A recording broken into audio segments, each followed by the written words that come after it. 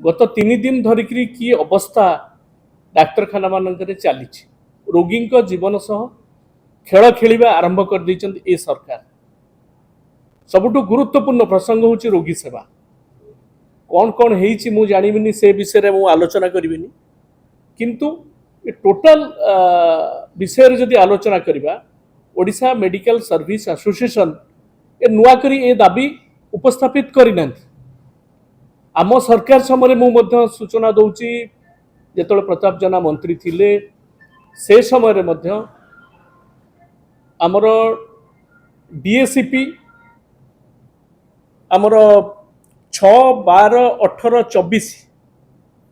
यही फॉर्मेट रे गवर्नमेंट मंजूर करिथिले, किंतु सेंट्रल डीएसीपी रो जो डिमांडटा रही आवश्यकता रही बर्तमान डबल इंजिन सरकार चली। सरकार 2 वर्ष आसिकी अतिक्रम कलेनी ए दाबी की पूरण करिवारे कोनोसी असुविधा नाही तांकर, किंतु ए दाबी पूरण करिनांती बरं सरकार निज जिद और अहंकार रे बसचंती। ए अहंकार जो अस्मिता अहंकार करिगिरी आज गणशिक्षा विभाग रे स्कूल मानकरे कोन टेक्स्ट बुक अवस्था हिचे आपण अनुभव करचंती से दिगो को मु आज जेबिनी, किंतु रोगी सेवा साधारण जनता को जीवन सह खेलिबा पई ए जो अहंकार धरिकी बसिचंती राज्य सरकार बीजेपी सरकार वर्तमान एथुर टिके ओहरिबार आवश्यकता रही। ए चित्र देखिबा परे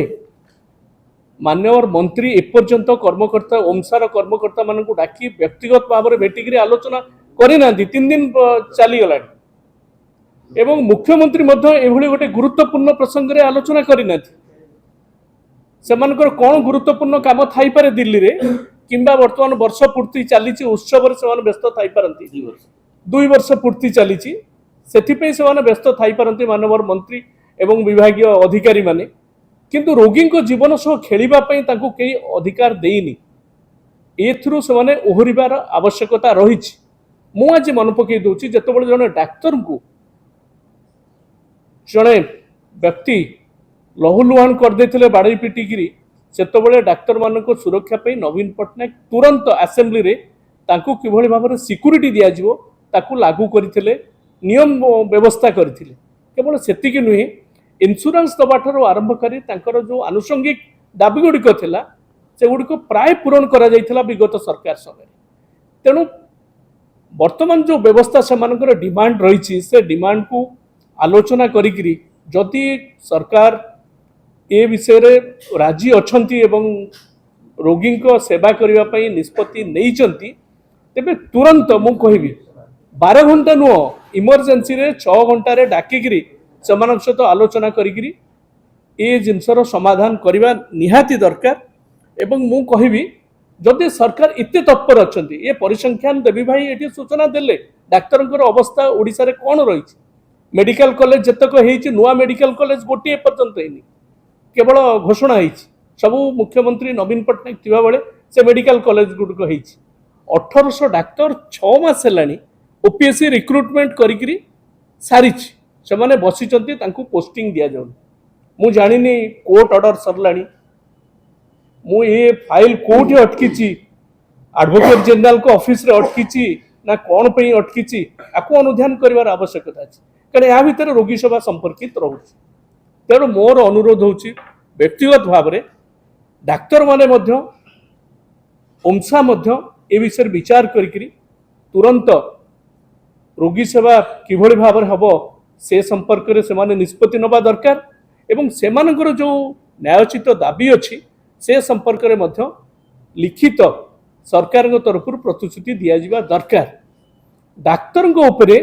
दादागिरी न करिगिरी जो दादा माने आईन श्रृंखला परिस्थिति सृष्टि करुचंती ताकू केमती जबत करिवे सरकार से विषय रे निष्पत्ति नौ। जो माने बाली पत्थर काठ माफिया दिन द्विपहर रे बाड़ेकिरी मारी दउचंती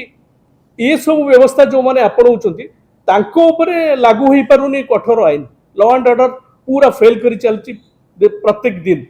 किंतु डाक्तर मान को उपरे दादागिरी करबा पई ए जेभଳି भाबरे निष्पत्ति सरकार नौचंती एटा निश्चित भाबरे दुखदायक। मोर अनुरोध सरकार निद भांगु माननीय मुख्यमंत्री आधार इंटरफेयर करंतु एवं डाक्तर माने मध्य खूब शीघ्र रोगी सेवारे लागिकी ये जो अचलावस्था सृष्टि होती ओमसा ए दिगरे मध्य पदक्षेप नेबा जरूरी। धन्यवाद। वर्तमान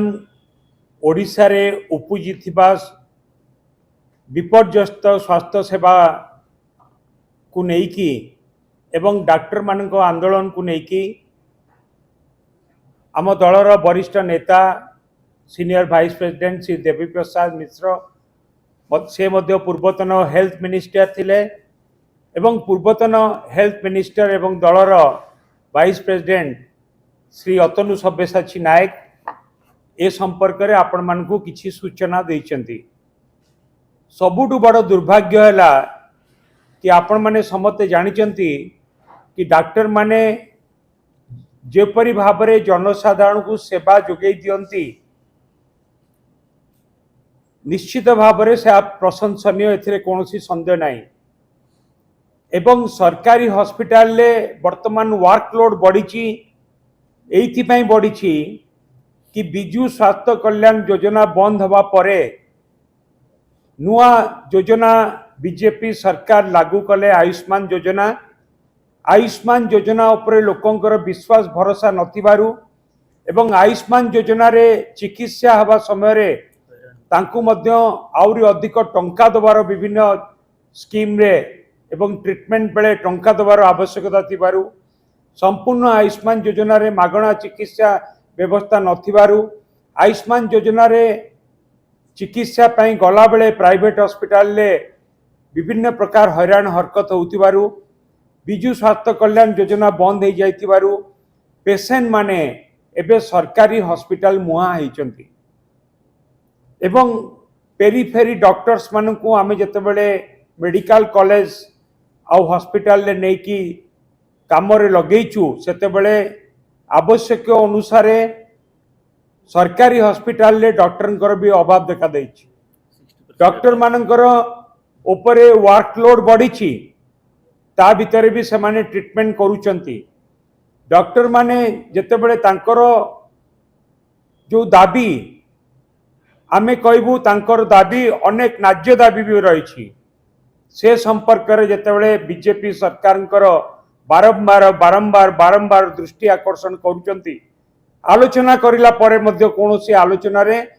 से जो डिस्कशन रो मिनिट्स ताकू मध्य प्रकाश करूनांती एवं कोनोसी प्रतिश्रुति लिखित आकार मध्य दौनांती डॉक्टर माने 6 मास वर्ष धरिकी विभिन्न प्रसंग रे बारंबार सरकार को दृष्टि आकर्षण करचंती एवं डॉक्टर माने सरकार को सहित आलोचना करिया पई मध्य जाइछंती किंतु तांको कथा के सुनी नाहंती सेतिके बेले जेतेबेले से बाध्य होइचंती आंदोलन को ओलेबा पई सेतेबेले सरकार डॉक्टर मानकु नाली आखि देखौचंती नाली आखि कौन कि आमे तुमको चाकरी बाहर कर दबु आम तुम रजिस्ट्रेशन कैंसल कर दबु एथिपाई Odisha medical association doctors association एक कथा सरकार को दृष्टि आकर्षण मध्य करिचंती एवं जेहेतु डॉक्टर मान कथा को कौनसी प्रकार सम्मान राज्य सरकार दौनांती सेतिपाई से माने आंदोलन को ओलेइचंती आमे बिजु जनता दल तरफ राज्य सरकार को कहवा पई चाहूँ बीजेपी सरकार को कहया को चाहूँ एवं माननीय मुख्यमंत्री को दृष्टि आकर्षण करने पई चाहूँ एपरी गोटे संवेदनशील कथारे से माने खामखियाल मनोवृत्ति न नियंतु खामखियाल मनोवृत्ति न नियंतु एवं तुरंत डॉक्टर मान सहित आलोचना करिकी तांको समस्या समाधान करंतु आपण माने देखुचंती एवं आमे मध्य वीडियो जरिया आमे मध्य आपण को देखैछु कि किपरि भाबरे रोगी माने वर्तमान हंतसंत होउचंती तेणु करी तुरंत एक कथार समाधान हवा दरकार आमे राज्य सरकार को एक डेडलाइन दवा पाई चाहूँ कि 24 घंटा भितरे से आलोचना करिकी एक कथार समाधान करंतु जदि समाधान न करिबे ताहाले बिजु जनता दल ଏବଂ ଓଡ଼ିଶାର ଜନସାଧାରଣ ଆନ୍ଦୋଳନକୁ ରାଜରାସ୍ତାକୁ ଓହ୍ଲାଇବା ପାଇଁ ବାଧ୍ୟ ହେବେ।